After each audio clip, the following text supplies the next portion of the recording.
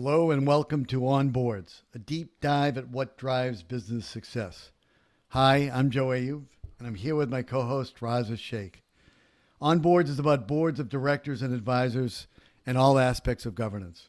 Twice a month, this is the place to learn about one of the most critically important aspects of any company or organization, its board of directors or advisors, as well as the important issues that are facing boards, company leadership, and stakeholders. Joe and I speak with a wide range of guests and talk about what makes a board successful or unsuccessful, what it takes to be an effective board member, what challenges boards are facing and how they're assessing those challenges, and how to make your board one of the most valuable assets of your organization. Our guest today is Marcus Peacock. Marcus is the Chief Operating Officer of the Business Roundtable, an association of chief executive officers of America's leading companies.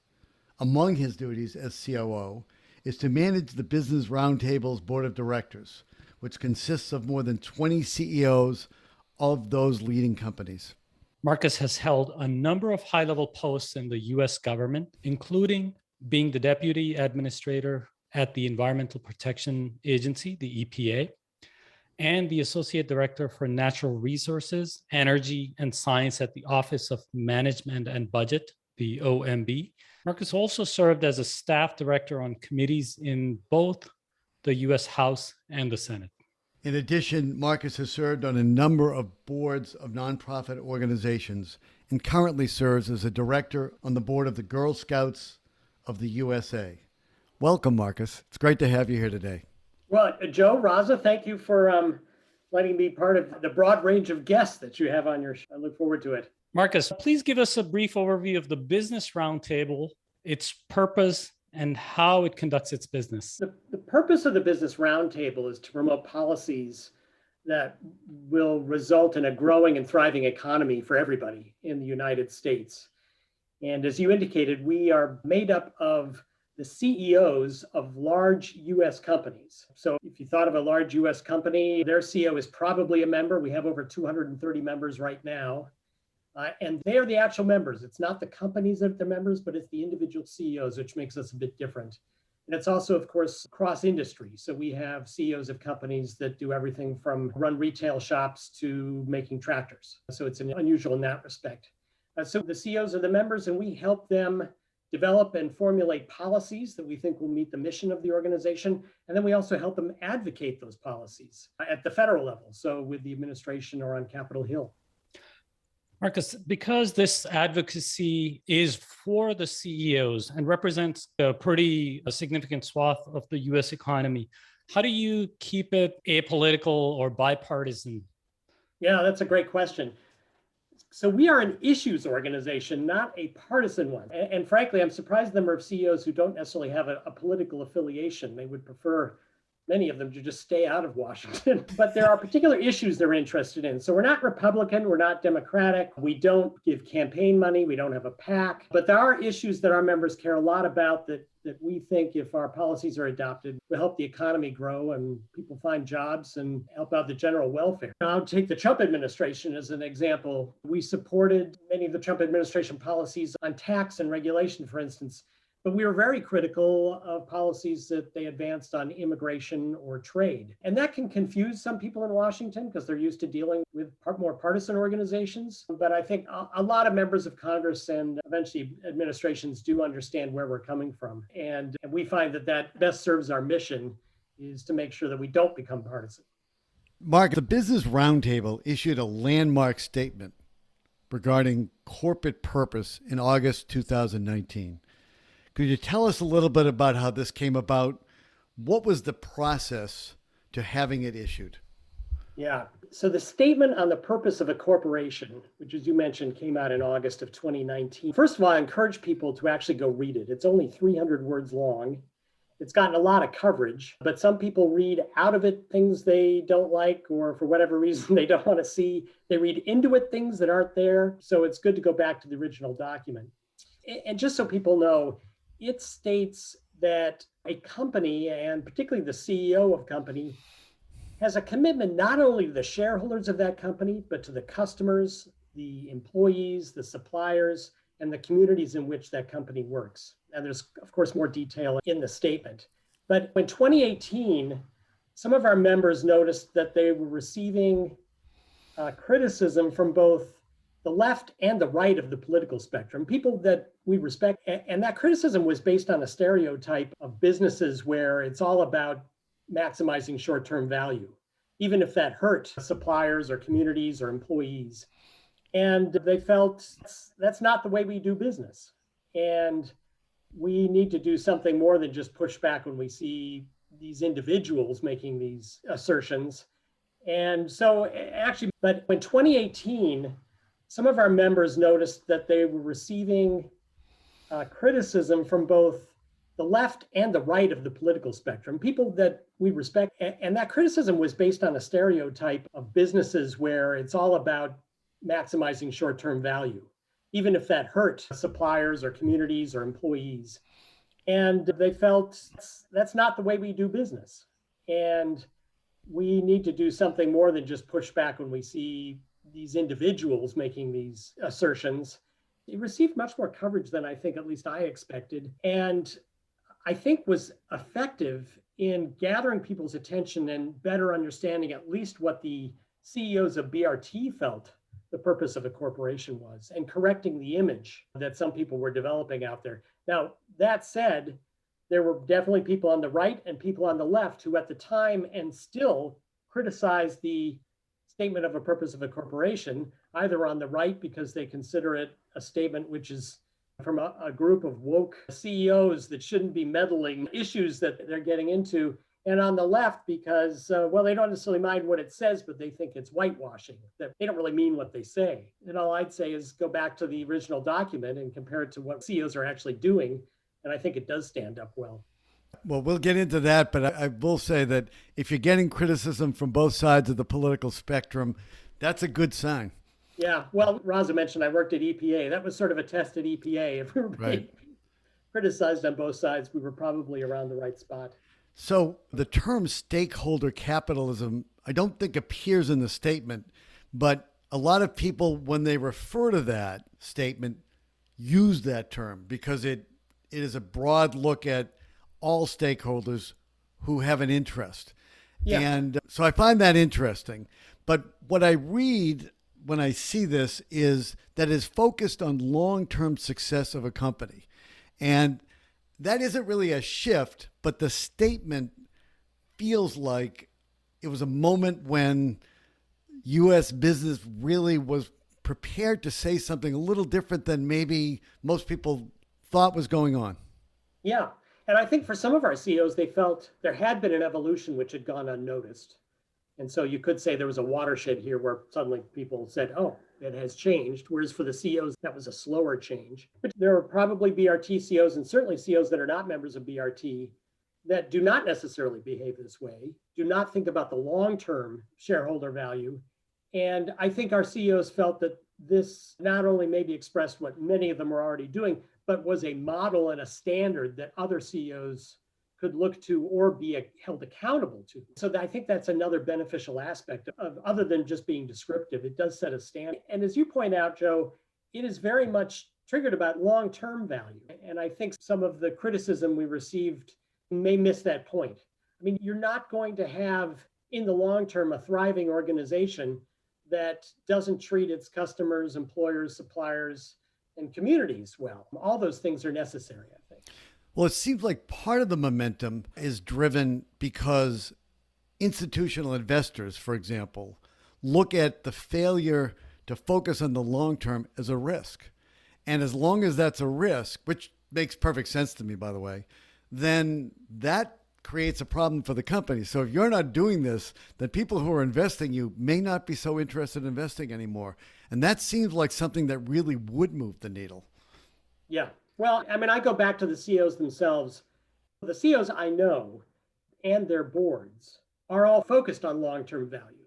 They understand the risk of thinking in short-termism, and that's not what they're interested in. They've made a conscious choice to avoid that. There are CEOs who have explicitly made decisions that they know may, in the short term, drop their share value, but they are betting, at least the examples I'm aware of, it has turned out that it has increased it in the long term. It's made them more resilient, or after sort of the initial reaction has taken place, shareholders and others realize, oh, this has strengthened the company. So I suppose the statement must be of help to companies and company boards where a CEO is doing that. And maybe there might have been trepidation in the past, but having the Business Roundtable come out and say, this is what we believe, might have helped companies where that momentum needed a little push. Yeah, that was not the main purpose for doing it, but I think we came to realize that was a definite benefit. We've been approached after it was released. We've been approached by many people who I think would like to define what it means. And many of them already had defined in their heads and sort of imposed their definition. I mean, we've had one senator who essentially wrote us and said, well, now you must support my bill that does X, Y, Z. So that's their definition. But regardless of the specifics, it does mean that, particularly for a signator, someone should be able to go to them and go, how are you implementing? How are you living up to the words that you signed on to? And another thing I know of our members is they do not put their signature on anything lightly. And in this case, that is particularly true. So Marcus, now about almost 2 years into the statement, what reaction is BRT getting on the statement and from whom? Well, that's a great question, Raza, because it has been different depending on who you look at. First and foremost for us is the CEOs who were not members of BRT for whatever reason. And often it's just because of time. We do have in-person meetings, at least pre-COVID and now post-COVID. If we can get there, they'll be in person again. They are required to show up to some of those meetings. So there's a time commitment there. But some of those CEOs who had not been members in the past have now come to us since the statement was put out and said, we would like to join BRT. In some cases, I know the statement made a difference. In others, I guess it did. And there are probably other things. So I think among the cadre of CEOs, it's been something they've seen as desirable and beneficial, both those CEOs within BRT as well as those who are not members. We live in Washington, D.C. I think we've seen, as I mentioned before, reactions on the left and right, which at first were skeptical. I'm not sure we've diffused all the skepticism, but I have seen a softening just among columnists who write, particularly in the print media, as well as some of the political people on the Hill who said, well, show me. And some of that comes directly from actions our members took during the pandemic. And also in the wake of George Floyd's murder, our members have taken actions which people see demonstrate that they're living by the words that they signed on to. Maybe we should talk about a few of the things that did come out of it. You mentioned in the aftermath of George Floyd's murder. What are some of the things that happened that really did catch attention and help create more momentum? BRT has developed a slate of racial equity and justice proposals, but one of the first is actually on policing and police reform. And I think the immediate reaction from some to that was, why do the CEOs end up getting involved in police reform? That's got nothing to do with business, which actually is not true. I mean, we have some members, well, I just mentioned one member, not by name, but for instance, they have a fleet of trucks. And they noted that more than half of their drivers are Black, and they're driving around all the time, interacting with the police on a somewhat frequent basis for whatever reason. And so this very much mattered to the employees of that organization, as well as other corporations have a similar story to tell. But we also felt that a lot of employees care about what their company is doing in their communities and how they're trying to make their communities better. And police reform in particular is an area that can benefit the communities within the United States as well as the employees. And so each issue is different, but this was an area where we thought BRT's voice could be helpful and eventually help in terms of bringing more people into the workforce and helping the diversity of the workforce, which again serves our mission. So we have put together police reform principles. We're strong advocates of a bipartisan solution, which Senator Scott and Karen Bass in the House, I think Senator Booker are all trying to work on right now, and we're hoping to be able to push that through. But that's an example of some of the actions we took afterward, which people have noticed is something that perhaps BRT wouldn't have gotten involved in the past. I wanted to ask about criticism that you've got from the Wall Street Journal and that the pushback that you've heard is, so you're not in favor of the long term? Well, actually, it's the other way around, Joe. They were saying, no, this is about shareholders. They're the people who are taking the risk. They're putting the investment in. This isn't about these other stakeholders who may have completely different objective functions. And really our response to the Wall Street Journal is, well, so you're against the long term? Because you make commitments to these other stakeholders, right, because you're trying to build long-term value.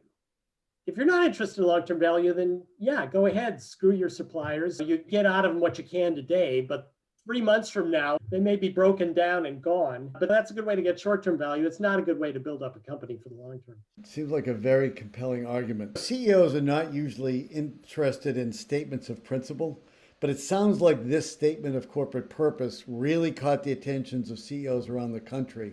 So one of the things I wanted to ask you about is the impact it's had on the Business Roundtable, which you started to talk about earlier. What are the numbers like? What has the response been? What has it meant to the Business Roundtable since that statement was made 2 years ago? Yeah, well, like many associations in Washington, D.C., when the pandemic started and became obvious this was going to be a serious problem, we went back to our budget, and I think we planned on something like 15% reduction in membership. And since then, it's increased by more than 15%. It went completely the other way. Yep. And again, I think the statement on the purpose of a corporation had something to do with that. But I also think there were other changes that were brought into place around the same time, because I think the statement was an outgrowth of a number of changes which took place at Business Roundtable. Jamie Dimon of JP Morgan Chase came in as a new chair in 2017. And both he and the board worked on a number of changes, including taking a look at our membership. And we put in for the first time membership guidelines. We're a small organization still, we're under 50 people, which is small for a cross-industry association in DC.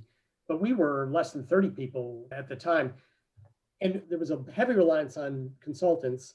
And the board said, what we'd like to see is you bring in more expertise in-house. And so we did that.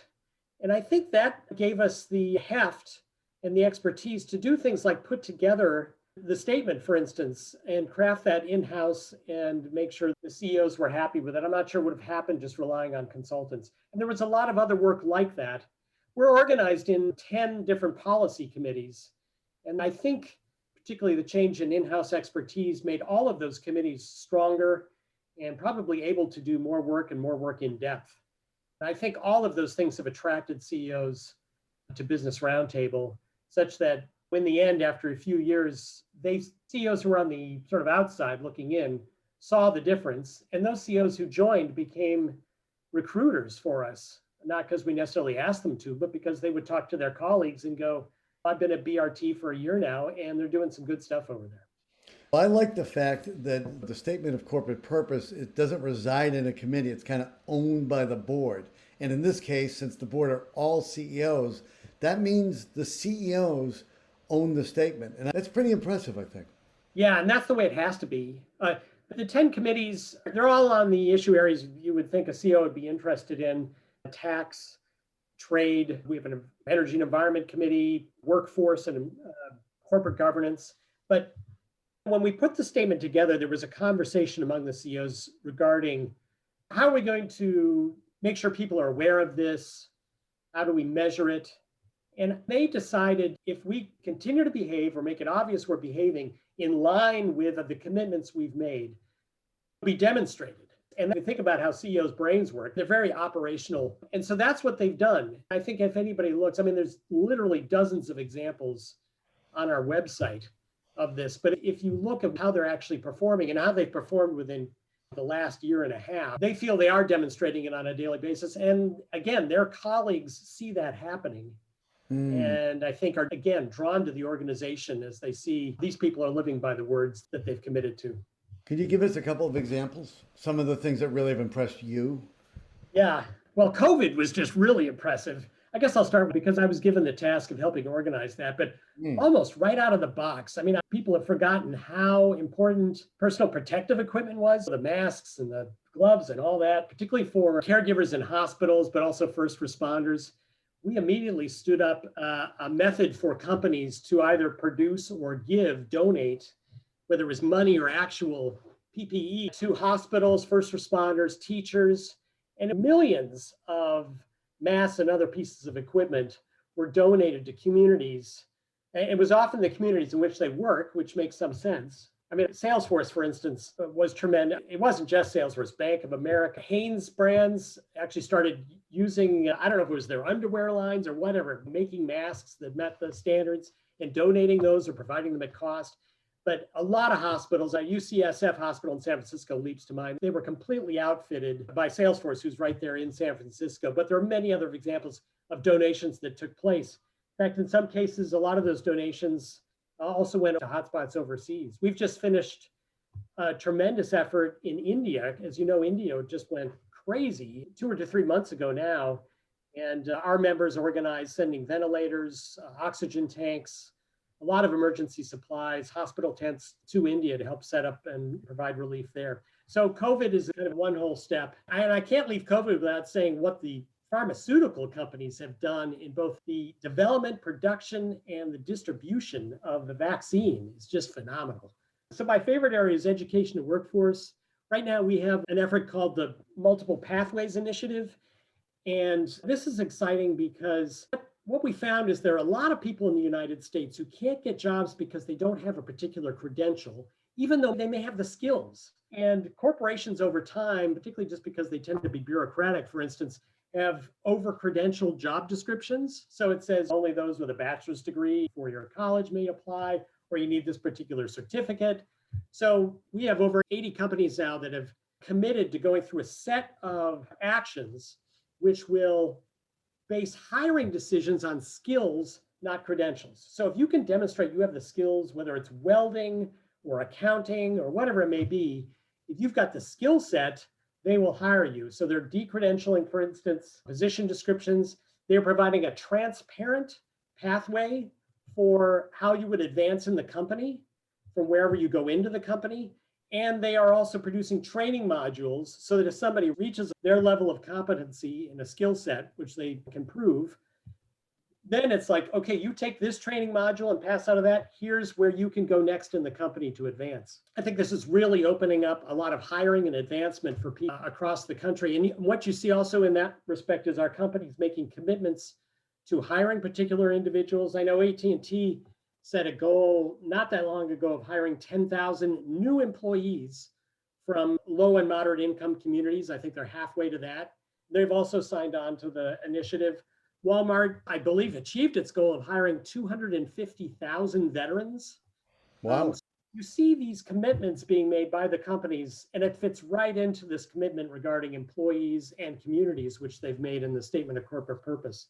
So the education area is great. Climate change is another one where we've just seen a spate of commitments recently. A lot of companies making commitments to go to net zero by a particular year. Right.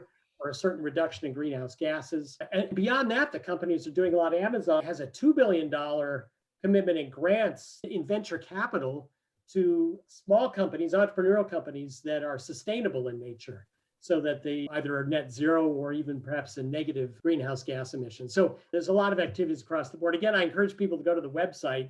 There are just dozens of examples of what our members are doing, and it's added to almost every day, I think. Well, the commitment to doing things for climate change has caught my attention. I had not connected it with the Business Roundtable.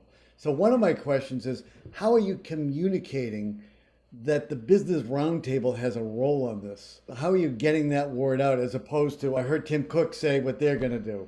So Business Roundtable, actually, I think it was 2007. We were the first business association to acknowledge that climate change was a problem and needed to be addressed by business. The policy, which I think we released, I think it was last January, and this is George Oliver, who's the CEO of Johnson Controls, leads our Energy and Environment Committee.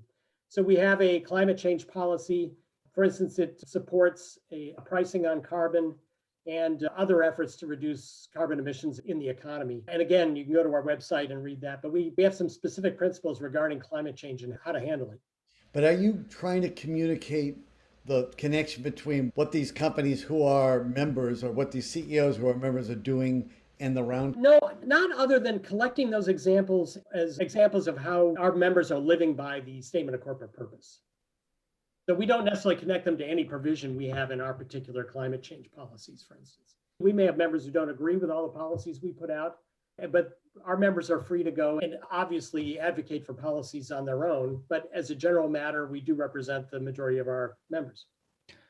Marcus, it sounds like the statement itself has dovetailed nicely and has boosted the conversation around the ESG goals for companies. Is that how it's been seen at the Business Roundtable as well? Yeah, I think very much so. In fact, many of the examples that I think we've already posted have come from annual ESG reports of the companies, because a lot of our members have ESG metrics that they have put out and that they track and then annually report on. Again, we've encouraged companies to have metrics and to be transparent and report on them. I think our CEOs want to be held accountable for the commitments they've made, both in general through the statement of corporate purpose, but also specifically commitments they've made themselves.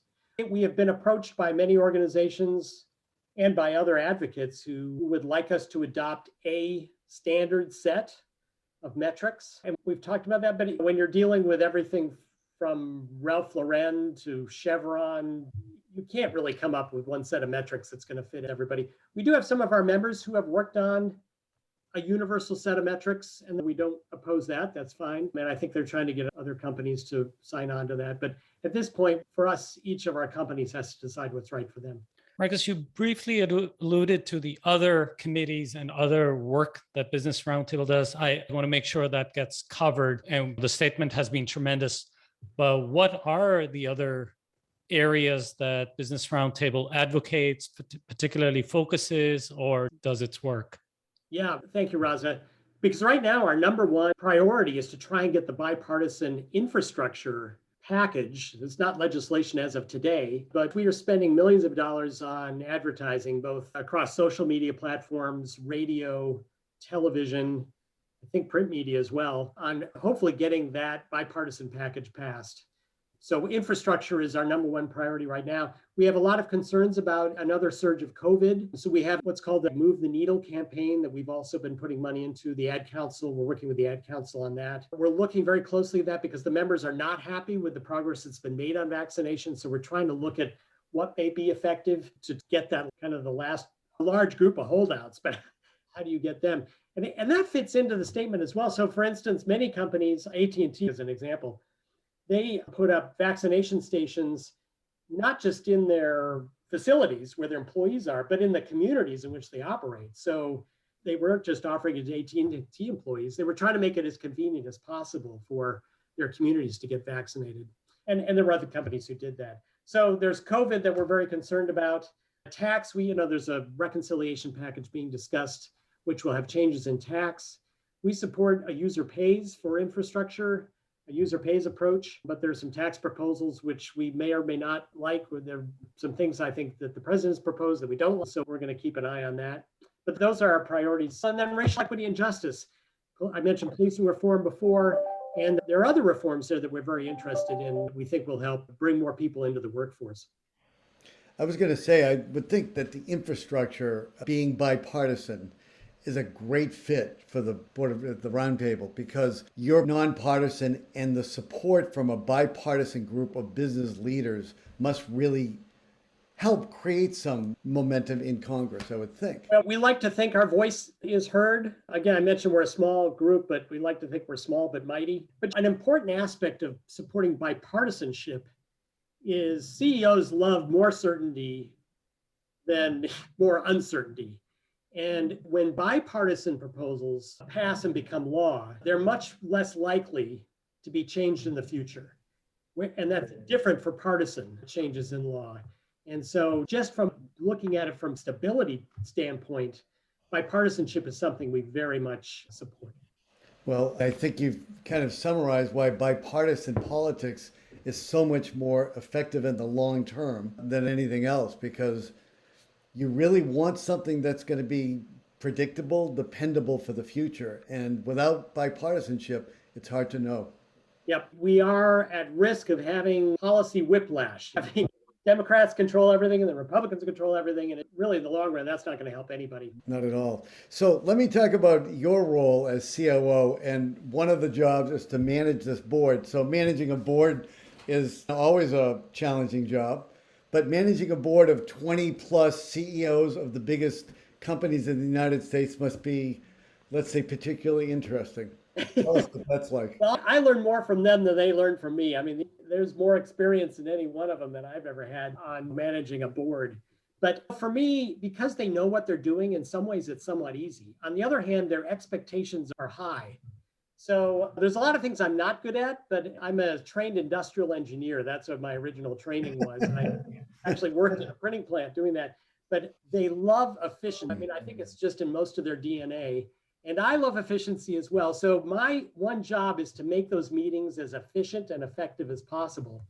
And attention to detail is also just very important to them. So the biggest job for me is to make sure that every minute of their time is something that is of value to them, whether it's allowing them time to just talk to each other in a social way, which is something they do value, because they don't often get to hang out with each other. Well, I had one new CEO approach me at one point, this was a couple of years ago, and said to me, I never thought that there were a bunch of other people that have the same problems I have. This was a CEO that didn't belong to any associations, really. So they really like that time together. But also, when they are doing business, that the questions that they need to answer, first of all, are questions they do need to answer. They're not dealing with anything that's too trivial. And secondly, that they're given the information that they need to be able to have a informed discussion and come to a decision that's going to be right for them. Anybody who's had to run a board, that can sound easy, but particularly for a really smart group of people who are very well read, it can be a challenge, but it's a challenge I really enjoy meeting. Well, I think it's the perfect confluence of all the things that you want for great governance. A group of people who are really good at what they do, who have high expectations, who want to use their time well, and from what you're telling us, are willing to work hard at the job. They're not just showing up and show me a PowerPoint. They're really digging in and asking tough questions. Well, Joe, that is a great observation, because a lot of boards are, particularly nonprofits, we're a nonprofit, don't have a smaller executive committee. We don't have that. Ours is a working board, because CEOs, if they're going to get engaged in something, they're going to get engaged in it. They don't join something just to have a name on a list. So we couldn't be much larger than we are, because they're very engaged and they all want to be part of the discussion, the decision, which is a terrific problem to have. I'll just also say my boss, Josh Bolton, who is best known as the chief of staff to President George W. Bush, I worked with Josh on the White House campus. And I think, I've never thought about it this way, but a lot of people who work in the White House, their job is to make sure the time of the president is used in the most efficient way possible. And that skill set is exactly kind of what I tap into when I'm managing this Right. board. Yeah. Wow. You know what? I bet your board really appreciates that. Well, I hope so. Every board, that's the struggle. You have high expectations for the board, but that means that whoever's organizing, the chair, senior management, whoever, really needs to give a lot of thought to how are we going to take best advantage of this very valuable time of our board members. And so I totally get it. Thinking about, we have quarterly board meetings. We start thinking about the next board meeting the day after the previous board meeting, because that's really what you have to do. That's not surprising. With the group you have, that makes perfect sense to me. Yeah, and I got to say, another thing that surprises people is how nice this group of people is. Yeah, there's always some folks who may be grumpy or whatever, but I think part of why they are where they are is because how they treat people. And there is a humility there and an openness that you can have a conversation with them and change their minds if you can bring them better information. Well, that is great to hear. Marcus, you're also on the board of the Girl Scouts of the USA organization. What got you to join that board? And can you talk about the experience with that organization and what are the key issues facing that board? Yeah, that's good, Raza. Given my day job, I have time to serve, I figure, on like one other board, one board. And the Girl Scouts came along. I have two daughters. They were Girl Scouts. My wife was their troop leader. My wife was a Gold Award Girl Scout. Her mother was their troop leader. I was a volunteer. It's just a great organization. They have a great mission. Their mission is to build girls of courage, confidence, and character to make the world a better place. I mean, how can you beat that? I feel privileged to be on that board. They, like other nonprofit organizations, have been hit by COVID, like a lot of other organizations grappling with that. But also, A board is a great place to be if you're interested in constantly improving an organization. Because really the purpose to me of a board is to be thinking about how to make that organization thrive, how to make sure it's meeting its mission, not just tomorrow, but next year and the year after that and the year after that. And if you're standing still, you will get run over. So to think about how do we keep achieving that mission of serving girls in the long term, because things are evolving out there. It's a fascinating challenge, and with a great organization that I think will be able to meet that challenge, but it's going to have to keep changing. I think that they have done a tremendous job. I'm forgetting the exact number, but I did read that a very large percentage of the women Fortune 1000 CEOs were Girl Scouts at one point in their lives. Yes, that's right. And in fact, I should have the numbers off the top of my head. A significant number of the members of Congress and senators who are women were Girl Scouts. One of the great assets of the Girl Scouts is the alumni network. And so if there's questions about how you tap into that and use that, but you also have to keep thinking, what do girls of today, what do they care about? What do they want? What's going to motivate them? And it's not necessarily what the girls of tomorrow were motivated by. So that gets back to keeping it fresh and keeping it changing. And whenever I read about Girl Scouts, what comes to my mind is the Girl Scout cookies and the tremendous amount of fundraising that it does. How does that work out for the Girl Scout organization? Well, it is an iconic aspect of the Girl Scouts. I'm a Samoa person, by the way. Most people love coconut. But again, I think the purpose of being on a board is to constantly be thinking about the strategy of the organization and how it can be made better. And cookie sales is another thing I think we always have to think about. It's an iconic aspect of the Girl Scouts. It is the major way in which councils are funded. But cookies are not necessarily the healthiest thing. So we've started to produce gluten-free cookies and other types of cookies. But are there other ways to raise funding that doesn't necessarily involve selling cookies door to door? So it's worth thinking about.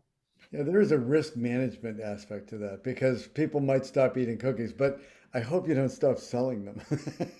I don't think that'll ever happen. How do we diversify our revenue? How about that? Exactly. If you think about any organization, that's the key. You don't want to be reliant on any one product, obviously. Yeah.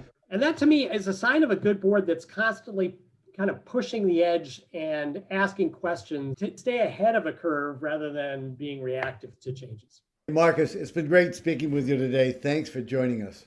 My pleasure. It was good to talk to you, Joe, and to Raza. And thank you all for listening to On Boards with our special guest, Marcus Peacock. To our listeners, we have a request.